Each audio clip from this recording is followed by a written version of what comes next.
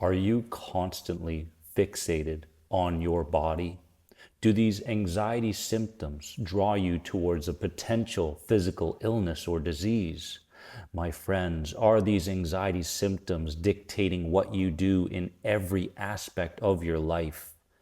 If you answered yes to any of those questions, today's video is for you. Today, we're going to dive deep into this pattern, into this cycle of being fixated on your anxiety symptoms, but also not only the fixation, but the standing guard to whatever your body screams in any given moment as an anxiety sensation. And I want to start with kind of an introduction on how this went in my own life, okay? So I would wake up in the morning, and when I woke up in the morning, the first thing I went to was, how am I feeling? How am I feeling right now? And because I was always expecting to feel some level of anxiety, I defaulted to that emotional state. And with that emotional state came all the bodily sensations and mental thoughts that accompanied that anxiety identity. And I went about my day always kind of hovering over my body. Hovering would be the right word. Hovering and going, what's that on my feet there? What's that feeling? That's a little bit different. What's that on my quadriceps? They feel really tight. What could that potentially be? Ooh, what's that stomach tightness? Oh my goodness. And the problem with this is that the more focus and attention that you give to any particular body part, the stronger the sensation becomes within that body part. And this draws us towards anxiousness and anxiety. What this really does, my friends, is it changes our perceptual filters. So we begin to filter out all the safety, and we begin to unconsciously look for all the threats on the inside world and the outside world. So the truth is, you must not believe in what you believe. You must not believe in what you feel. You must not believe in what your filters are telling you about the state of your body and your mind. These are all lies because we have unconsciously programmed ourselves into health anxiety and anxiety in general. So today's video is very important if in fact you're going through this or you know somebody who's going through this, my friends.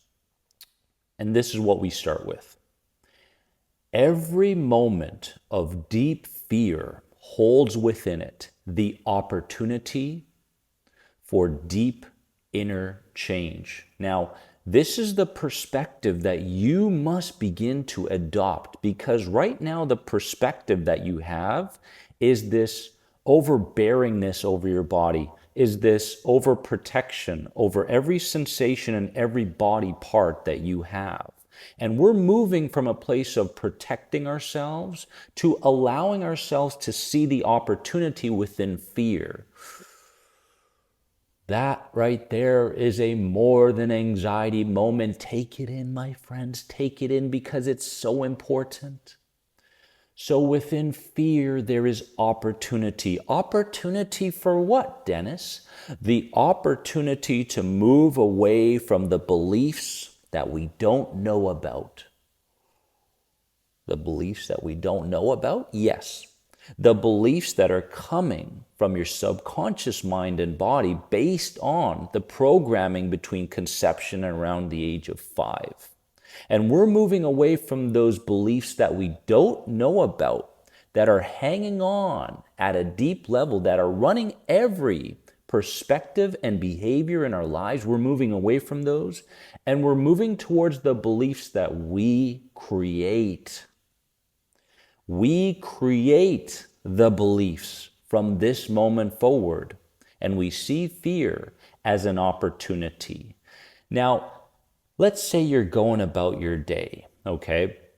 And you've got this overfixation over your body, or you're concerned about an anxiety symptom, or you're just in that cycle, right? You want to take some kind of frantic action to solve the problem. Not you, but your lower self, because your lower self needs some kind of an answer to every problem that arises. You don't need it. your lower self needs it, okay? So we must understand the differences here. But as we're going through the day, my friends, it's very important that you understand some of these key principles that I'm going to teach you today, okay?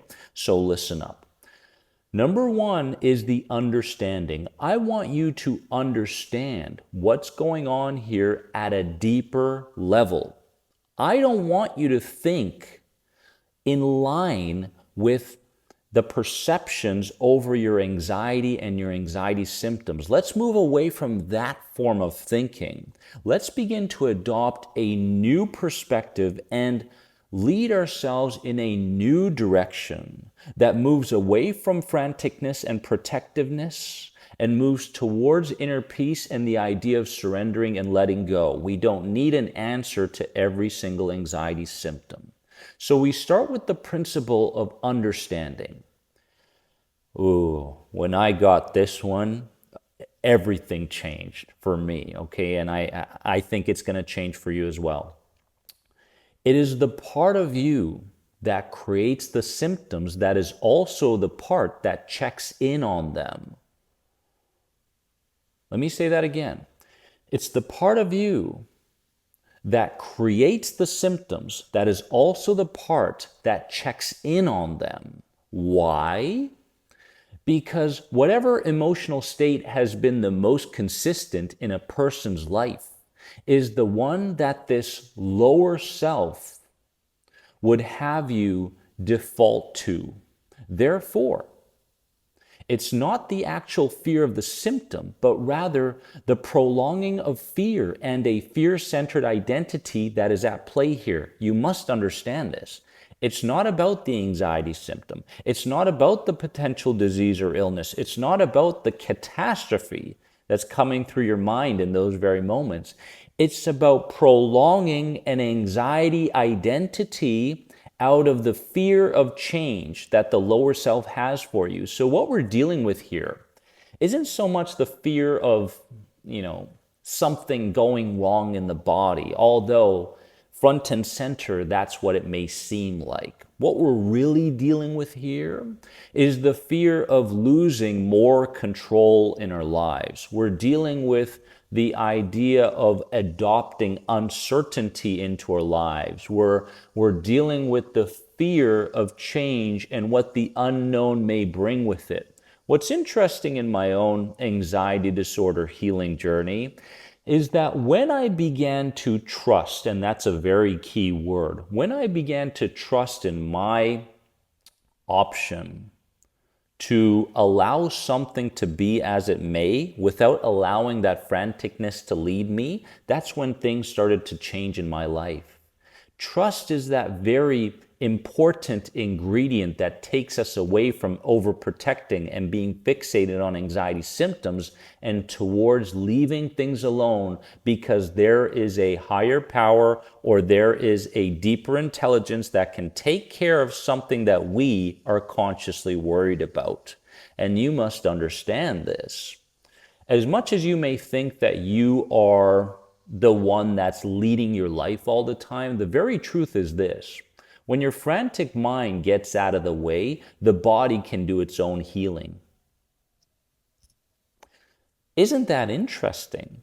Because in a health anxiety sufferer's life or an anxiety sufferer's life, isn't it the truth that we're always looking for the answer to every single problem that arises, thinking that if we don't find the answer, something's going to go wrong and we may lose more control in our lives? Isn't that what's leading our anxieties in the first place? Yes. However, like I mentioned, once the frantic mind gets out of the way, the body can do its own healing. And the body, your body, is waiting to do its own healing, because where is all this anxiety sensation, these anxiety symptoms coming from? Well, we can dive deep into that in another video, but the truth is, what perpetuates these anxiety symptoms is tension. And what brings on tension are ideas that you run with. So any mental idea that arises and you start to form some kind of a strength behind that idea, saying, yes, that could be true, automatically, without you even knowing it, your body goes into a state of tension. And the more tension your body is in, the faster that cycle goes. And next thing you know, we find ourselves outside of what's taking place in the present and completely fixated on what may take place in the future. If this sounds like you, I want you to comment below and let me know that this is in fact your story as well, because we're going to start healing this. And principle number one in healing this fixation over anxiety symptoms is understanding. Understand that it is the part of you that creates the symptoms that is also the part that checks in on them to keep you in a state of fear. Not so much to protect the body, but to keep you in a state of fear, because that ego-centered prison is where your subconscious mind would rather have you live, rather than a place of creation, rather than a place of creativity, inner peace, or unconditional love. Understand that, my friends. Principle number two is the responding factor. Now we're going about our days and we're going, well, what do I do in the very moment when this happens, right? And let's dive deep into this. So principle number two is, what do we do? Now, I like to separate two things, okay? Reacting and responding. Reacting to an anxiety symptom, reacting to a frantic idea, reacting to somebody else's catastrophic story is to align yourself with the lower self. Responding, on the other hand, is to say, you know what? I'm going to move forward with my intention. And my intention is to create my own belief systems and to create my own life. I am molding myself. I no longer live there, but I live here. So first and foremost, you must ask yourself, am I reacting in this moment and allowing my present moment to be led by my past perceptions? Or am I responding? And responding is that feeling where it's a bit scary, right? Where you're not doing the familiar thing all the time anymore. So now you feel kind of naked, like, okay, I'm going to respond, but I don't really believe in how I'm responding. I don't really believe in these new skill sets or this mindset. It's totally different. Okay, if I go in this direction, what's going to happen over here? It's protected me for so long. I understand. But at the same time, you must have a certain degree of courage to heal not only this, but the root causes of your anxiety for good. Responding. You have two choices, okay? Very simple. You can do something in that very moment, or you can do nothing. Those are your two choices. Both are led by the part of you that is separate from the lower self. Not the frantic part of you, but rather the deeper knowing part of you. Okay, so what you need to understand is when you are in that very moment and you're conscious of having a choice. I have a choice in this very moment in terms of how to respond to this very anxiety symptom that's arising or the mental chatter that's coming because of the anxiety symptom. In that very moment, when you realize that you have a choice, now you're moving in line with your higher self and no longer your lower self. Your higher self related to intuition and creativity, so on and so forth. No longer the lower self based on past experiences, perceptions, and fear. Okay? So understand that the moment you make that decision, the moment you become mindful of that very moment where you say, I have a choice, perfect. Now you can either do something or do nothing about the situation. They're both good. Right? A lot of people ask me, Dennis, is it better to respond in this way or is it better to respond in that way? My answer is always yes. Okay? And it depends on the intuitiveness of the person. What fits best for this particular situation? Most health anxiety sufferers are very depleted. They're very tired. They're exhausted from all the fighting that they're doing, not only with their bodies, but with the external world, right? So when you can get yourself to a place of surrendering to these things with the idea of trust leading you from that surrender, then what's going to happen is you're going to get yourself to a place where you can become disinterested in the old frantic ways of reacting to an anxiety symptom. So that's our goal. However, I want you to do this in terms of the responding practices. So let's say you decide, hey, I want to do something. I want to send my lower self a message of safety here. Perfect. That's something you can do in the moment. So do this. Put your hands on your heart and speak to your lower self, okay? Speak directly to your lower self, because what you need to understand is your heart has its very own perceptions, and they are different from your mind's, okay? And what we need to understand is we are looking to convince the heart more than anything.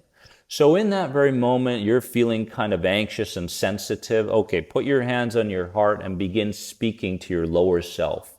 And remember, always speak from your true feelings. So what you're saying is, lower self, inner child, I want you to understand that in this moment, although you detected some kind of a threat, although you're trying to let me know that I'm tired and I should rest more, let me help you to understand that I get the message. My love, I get the message. I love you and thank you for these messages that you're sending through my body. But I want you to know that I will take care of you. I will reparent you from this moment forward, and we are safe. We are safe. There is no particular script in terms of how to respond to your lower self in that very moment of fear when you feel the anxiety symptoms creep up. Just speak from your heart. Because the truth is, we are now retraining ourselves to live life through our heart sense.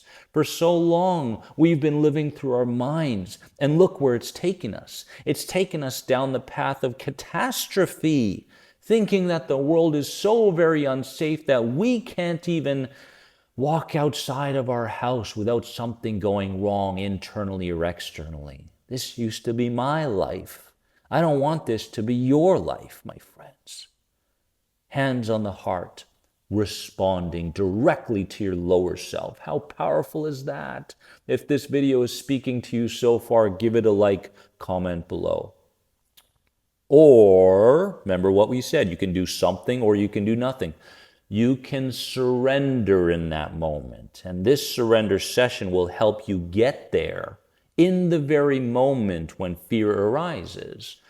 Surrender. Let go to the physical sensations that you once frantically looked for answers to. So you can leave something alone, okay? Yes, it may follow you in the next couple of seconds, minutes, hours, or days, but that's not important. The idea here is to say, you know, I'm not going down that rabbit hole anymore because I know where it goes, right? I know exactly where this is taking me. So you can do one of two things. You can do something, or you can do nothing. It's totally up to you, but either way, you're making a conscious choice. Third principle, now you're coming through the moment, okay? Now you've done something or you haven't done something, and now it's kind of like, you know, that moment where you're kind of like you did something and then you're kind of looking back to see if it worked or not. Like, what do I feel now? Is it going away? No, we're now coming through the moment, okay? Now this time period is very, very important, okay? After your initial response, first understanding, then the responding, then coming through the moment, okay?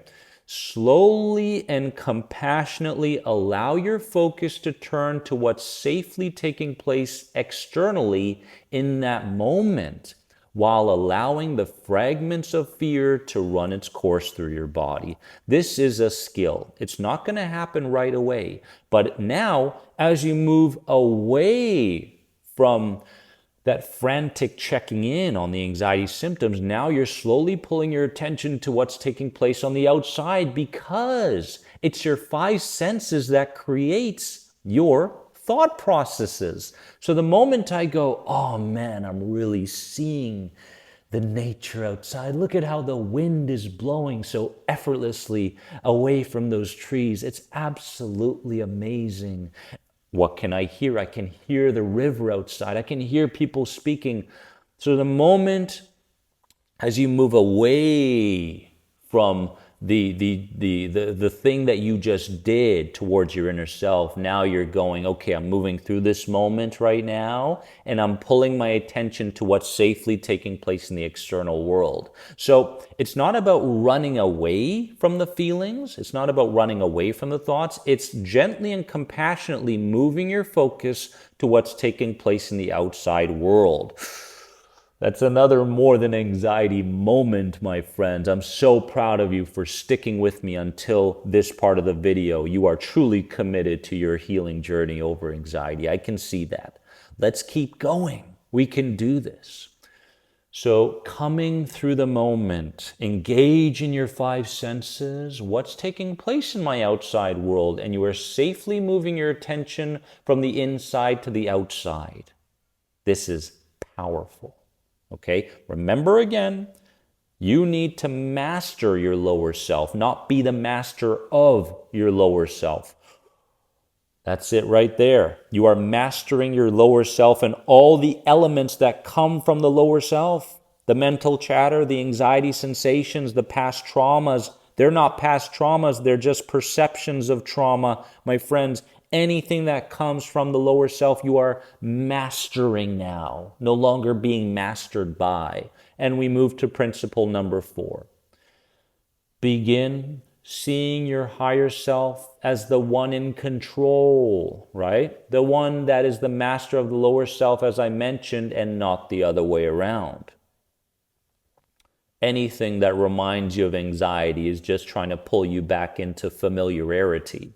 That's the truth, okay? And you are no longer a slave to that ego-centered prison. You are no longer a slave to that anxiety. You are mastering it, but it's not going to happen overnight. So please understand that this journey may be long and arduous, and it must be up to you to understand that patience is a superpower, and impatience is a tool that the lower self uses to bring you back into an anxiety identity.